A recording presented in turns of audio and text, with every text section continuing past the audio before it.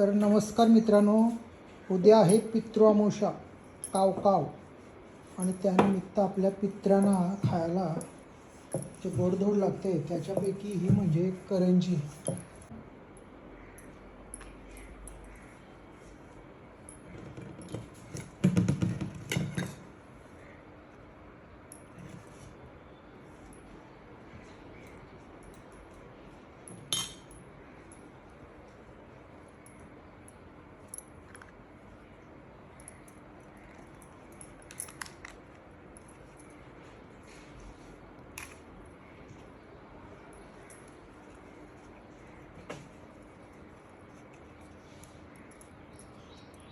बघा ही तयार झाली करंजी पटकन लगेच.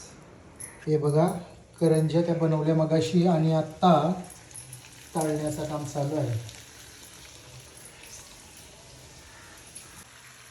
शुद्ध साजूक तुपात बघा आपल्या घरातच बनवलं तूप आहे आणि त्याच्यामध्येच त्या करंज्या आता तळलेल्या आहेत.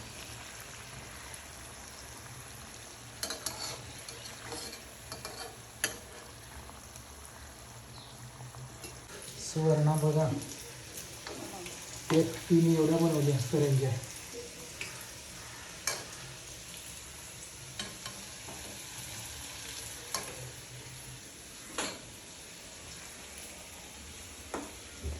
उद्या पितृअमावस्यासाठी या सगळ्या करंज्या चालू आहेत.